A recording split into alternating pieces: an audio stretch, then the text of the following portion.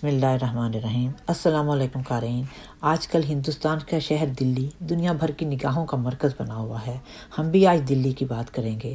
اسے پرانی دلی کہیں یا نیا دہلی، اس کی کہانی بہت سنسنی خیز ہے۔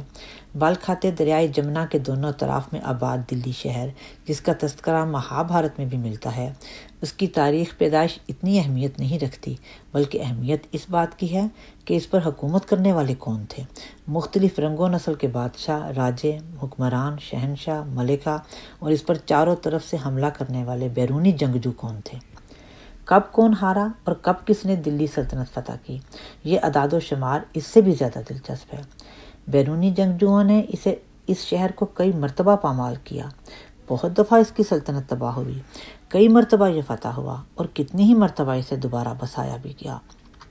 پرتھوی راج چوہان دلی سلطنت کا آخری شہنشاہ تھا، جسے شکست دے کر مسلمانوں نے دلی کو اپنا بنا لیا، اور پھر خاندان غلامہ سے لے کر ابراہیم لودھی تک 5 خاندانوں نے تقریباً 320 برس تک دلی پر اپنی الگ سلطنت کی حیثیت سے حکومت کی۔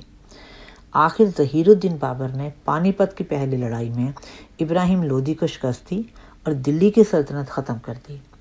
بابر کے مرنے کے بعد دلی ایک مرتبہ پھر اجڑا، مگر اس کے بیٹے ہمایوں نے باپ کی روایت دہرائی، دلی پر حملہ کر کے اس کی سلطنت ختم کی اور سلطنت مغلیہ میں ضم کر دیا۔ اب یہ پوری طرح ضم ہو چکا تھا۔ بر صغیر کی تاریخ بتاتی ہے کہ نصیر الدین ہمایوں کے ہاتھ اجڑا ہوا دلی آیا تھا، جسے ہمایوں نے ایک مرتبہ پھر آباد کیا۔ مورخ کے مطابق اس وقت اسے 7ویں مرتبہ آباد کیا گیا تھا۔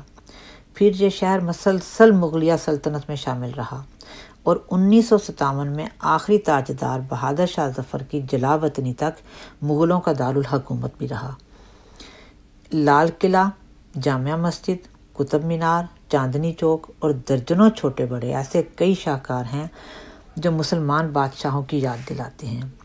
قارئین، دلی شہر شاعروں، ادیبوں اور قلم کاروں کا شہر بھی تھا۔ اسد اللہ غالب، میر تقی میر اور ابراہیم ذوق جیسے پائے کے شاعروں نے اسے زینت بخشی۔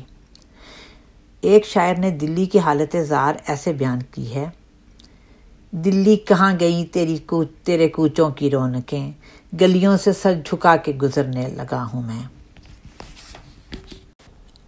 آج دہلی پھر ایک خطرناک حملے کی زد میں ہے۔